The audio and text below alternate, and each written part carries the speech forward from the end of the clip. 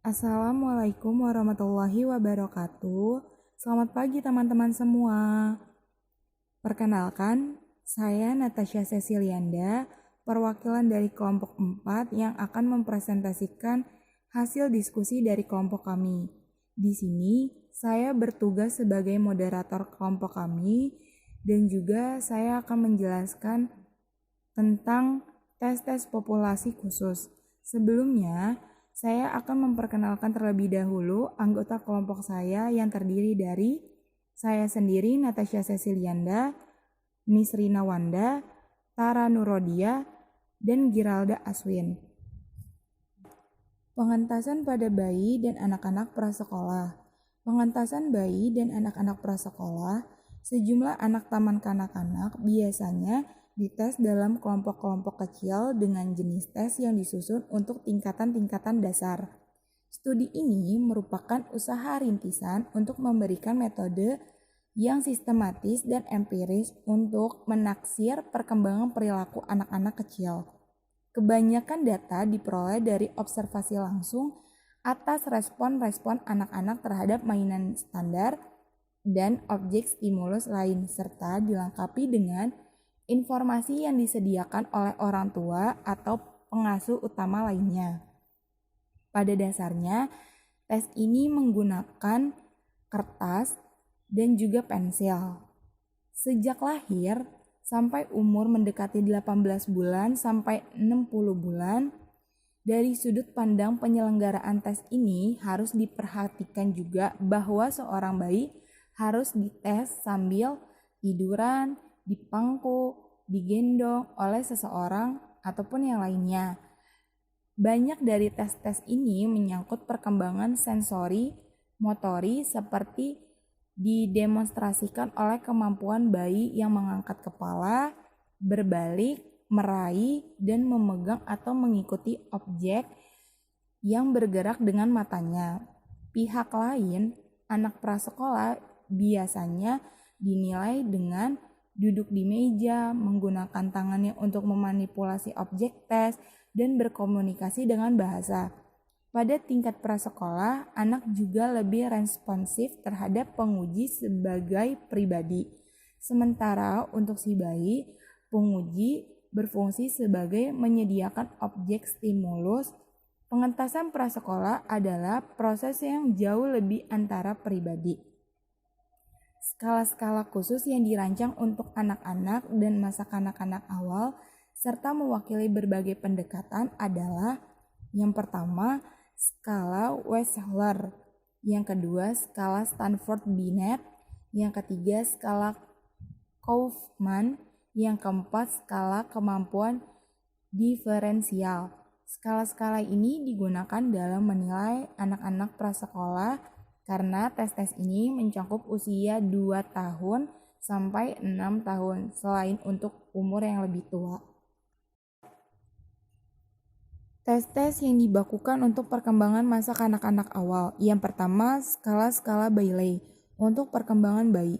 Yang kedua, skala-skala McCarthy untuk kemampuan anak-anak. Yang ketiga, skala Piagentian. Skala-skala ini dirancang untuk menilai pencapaian kemampuan kognitif antara umur 2 minggu dan 2 tahun. Umur-umur ini mencangkup apa yang oleh Piagentian cirikan sebagai masa sensori motorik yang di dalam terdapat 6 tingkatan. Dalam rangka meningkatkan kepekaan instrumen mereka, Usgiris dan Hood mengklarifikasikan respon-respon ini ke dalam lebih dari 6 tingkatan. Jumlahnya bervariasi dari 7 sampai 14 dalam skala yang berbeda. Skala-skala ini aslinya dirancang untuk mengukur efek dari kondisi lingkungan yang khususnya pada laju dan jalanan perkembangan bayi. Dirancang untuk anak-anak yang berumur 4 sampai 7 tahun. Tes ini memberikan pengukuran atas salah satu dari konsep-konsep Piagentian yang terkenal, berfokus pada konversasi sebagai indikator transisi anak dari tahap praoperasional ke tahap konkret operasional dari proses berpikir. Selanjutnya, penaksiran komprehensif atas orang-orang yang terbelakangan secara mental. Pengentasan anak-anak dengan cacat mental atau jasmaninya mengalami dorongan pertumbuhan yang mencolok di Amerika Serikat. Menyusul berlakunya Education for All Handicapped Children Act of 1975. Sekarang diubah menjadi Individual with Disabilities Education Act, dan status yang terkait. Implementasi peraturan ini membutuhkan 4 prosedur dasar, antara lain: 1. Semua anak penyandang cacat harus diidentifikasi melalui instrumentasi penyaringan pendahuluan. Yang kedua, anak-anak yang diidentifikasi harus dievaluasi oleh setiap tim spesialis untuk menentukan kebutuhan pendidikan tiap anak. Yang ketiga, sekolah harus mengembangkan program pendidikan yang sesuai dengan masing-masing individu untuk memenuhi kebutuhan ini. Yang keempat, tiap anak harus dievaluasi ulang secara periodik sepanjang program itu.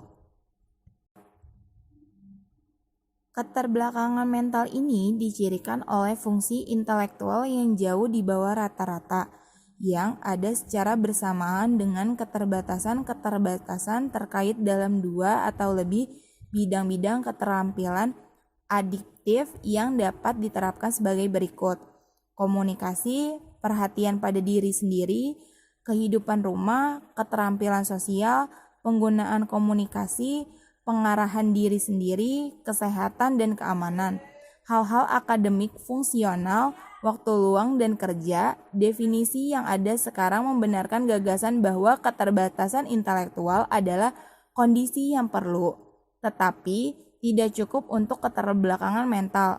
Agar bisa dikatakan ada keterbelakangan mental, keterbatasan intelektual harus memiliki dampak pada keterampilan aditif atau keterampilan mengatasi sesuatu.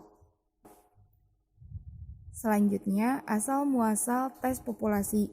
Yang pertama, pada tahun 1950 muncul pembaruan komitmen terhadap kebutuhan dan hak-hak para penderita cacat fisik dan cacat mental di Amerika Serikat.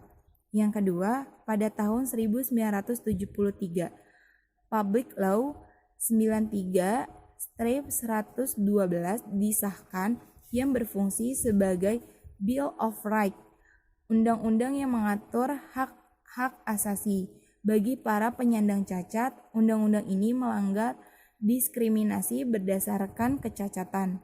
Yang ketiga, pada tahun 1975, Education for All Handicapped Children Act. Undang-undang ini, pendidikan bagi anak-anak cacat, dalam Public Law 94/142 disahkan. Undang-undang ini menetapkan bahwa anak-anak cacat usia sekolah harus mendapatkan pendidikan dan asesmen yang layak. Selanjutnya, mengetes penyandang cacat jasmani. Ada beberapa macam tes yang digunakan, yaitu sebagai berikut: tes nirbahasa, Letter International Performance Skill Revisit, tes nonverbal intelligence 3, tes nonverbal intelligence 3, tes menggambar figur manusia, tes nirbacaan dan tes motorik, Pen Body Picture Vocabulary Test, mengetes tunarungu atau penderita gangguan pendengaran, mengetes orang-orang yang mengalami hambatan-hambatan penglihatan. Pengetesan multikultural. Kendala terbesar dalam tes adalah apabila satu alat tes tertentu digunakan untuk budaya tertentu. Untuk itu, para ahli psikometri menyusun alat tes yang dapat digunakan dalam lintas budaya. Tes multikultural antara lain Letter International Performance Scale Revisit. Yang kedua, Raven's Progressive Metric. Yang ketiga, Goodenough Draw Amen Test. Untuk kesimpulannya akan dibacakan oleh rekan saya, yaitu Nisrina Wanda Fauliza. Kepadanya kami persilakan. Dapat disimpulkan bahwa tes populasi khusus dibentuk untuk meningkatkan kepedulian masyarakat, empati masyarakat atas kebutuhan penderita cacat atau penyandang disabilitas, baik mental, behavioral, dan fisik. Demikian hasil presentasi dari kelompok kami, kurang lebihnya mohon maaf, dan terima kasih juga kepada teman-teman semua yang telah menyaksikan video presentasi dari kelompok 4.